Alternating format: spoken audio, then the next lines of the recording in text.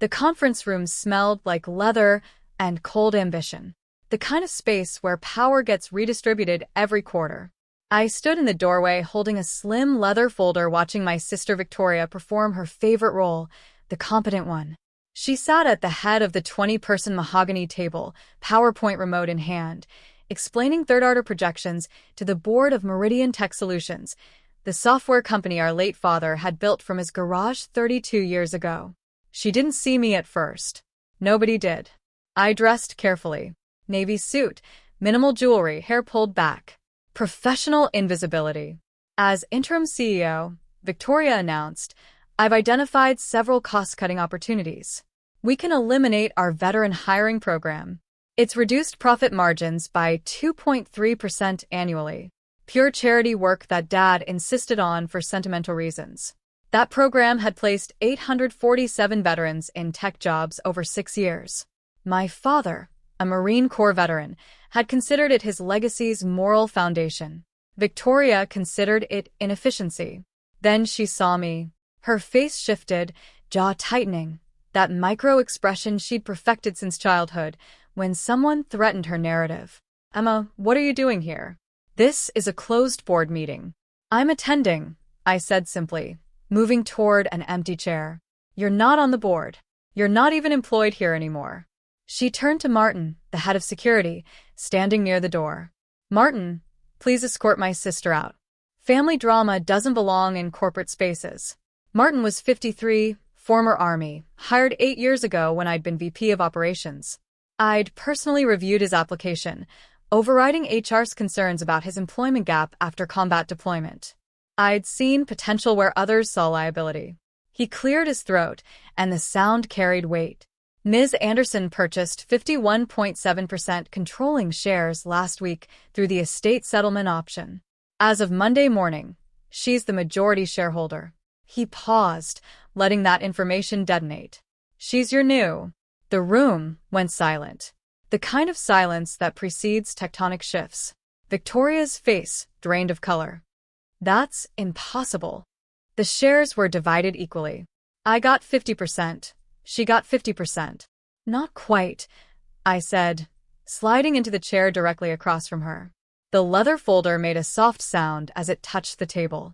Dad's will divided his 70% stake equally between us, 35% each, but Mom owned the remaining 30% privately. You forgot about Mom's shares. I'd learned about ownership structure the hard way. After Dad's funeral 8 months ago, Victoria had immediately positioned herself as interim co, telling everyone I was too emotional to handle business decisions. She told the board I was taking time to process grief. She told our mother I was having a breakdown and shouldn't be involved in company matters. What Victoria didn't know, I'd spent those 8 months processing something other than grief. I'd been archaeological, excavating patterns of manipulation that went back decades. Mom sold me her 30% stake for exactly what she'd paid for it in 1998. $1.80. Not because I asked, but because she'd watched Victoria operate for 8 months and recognized the calculation in her daughter's eyes. The same calculation she'd seen in her own mother, who'd stolen her inheritance in 1973. The shares transferred legally, I continued.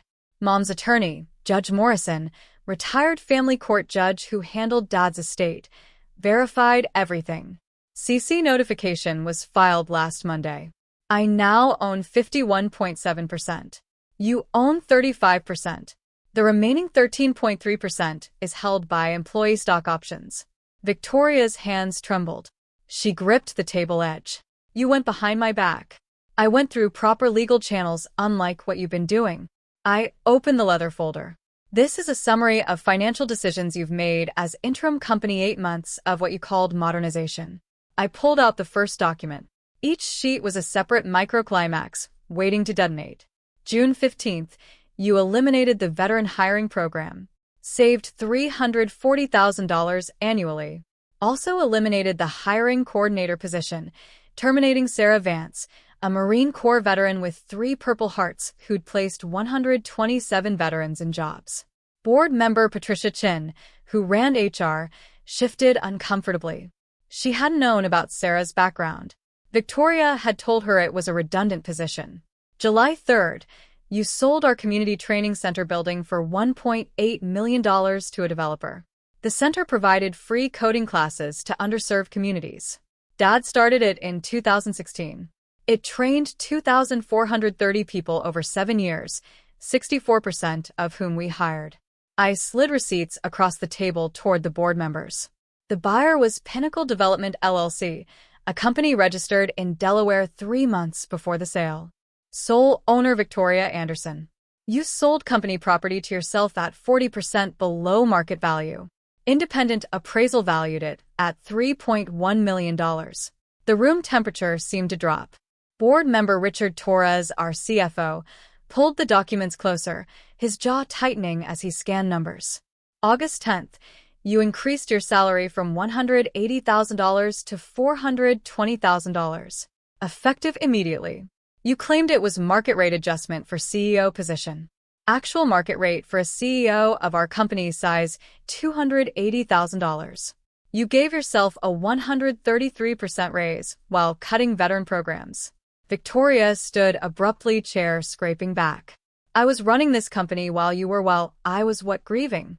Kept my voice level. I was documenting. Dad taught me that.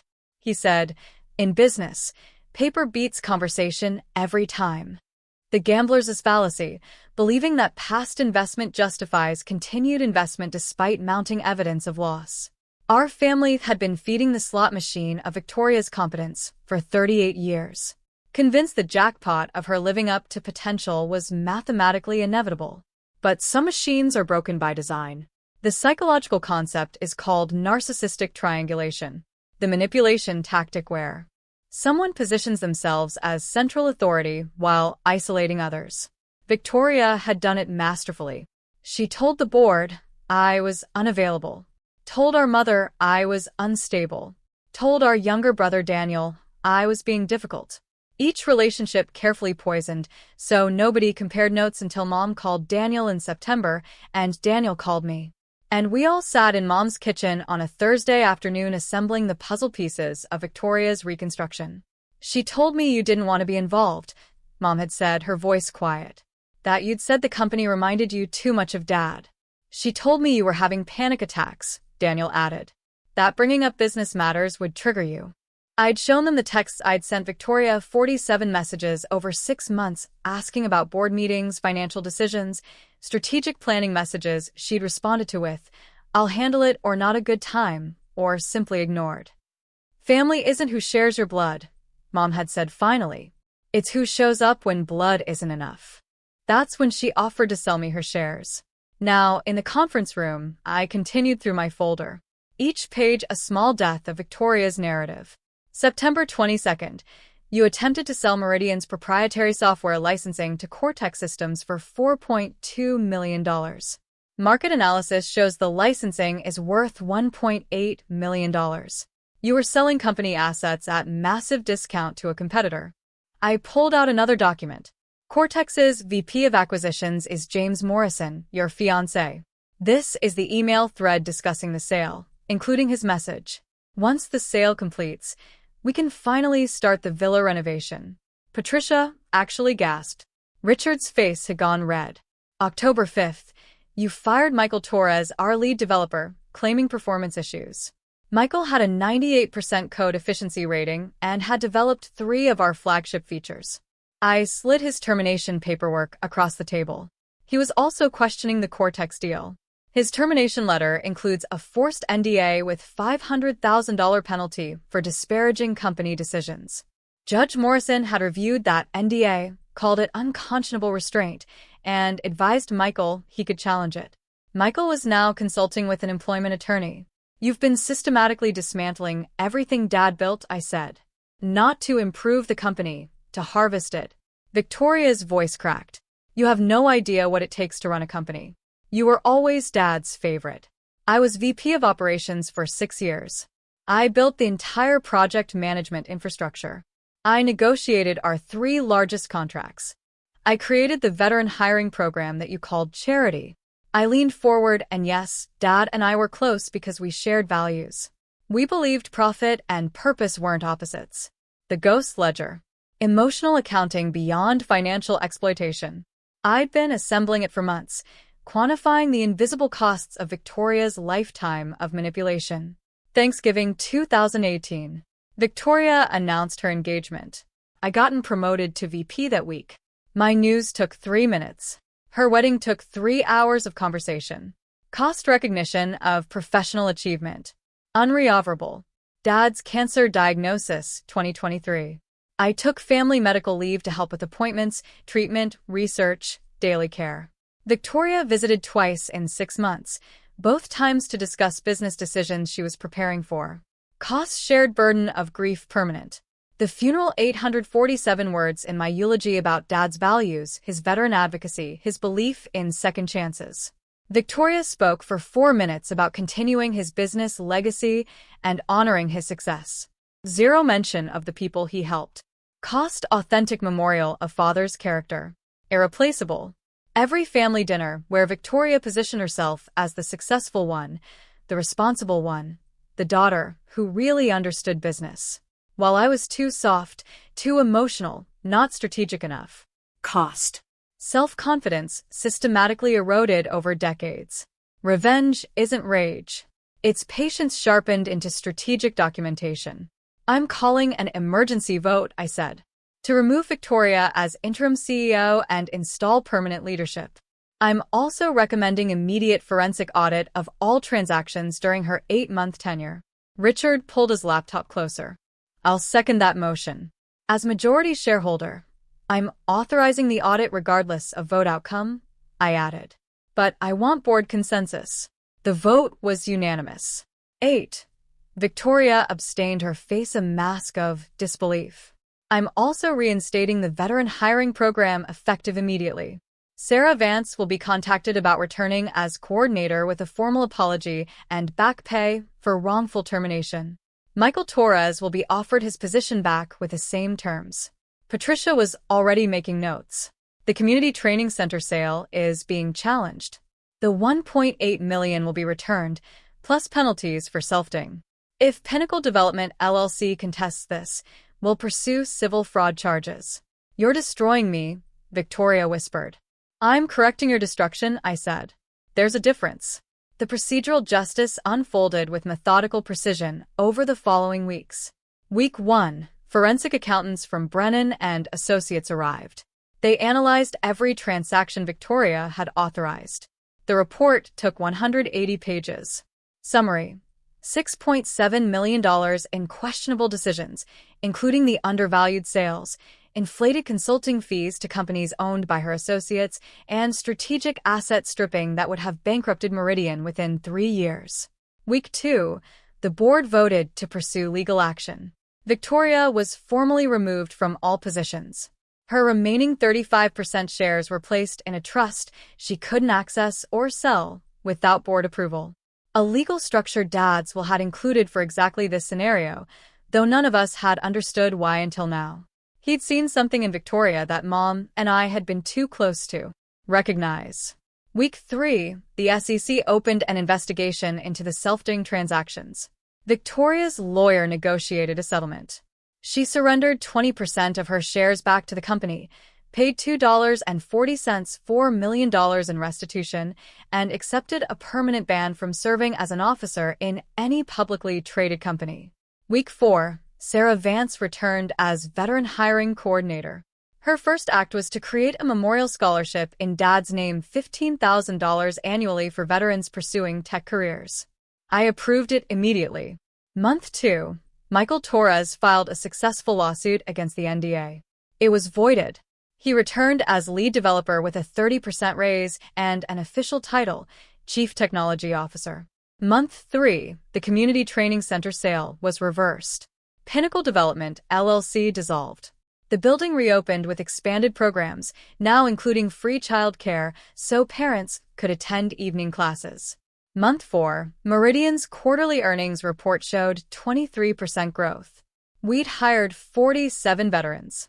Efficiency was up. Morale was up. The company Dad built was alive again.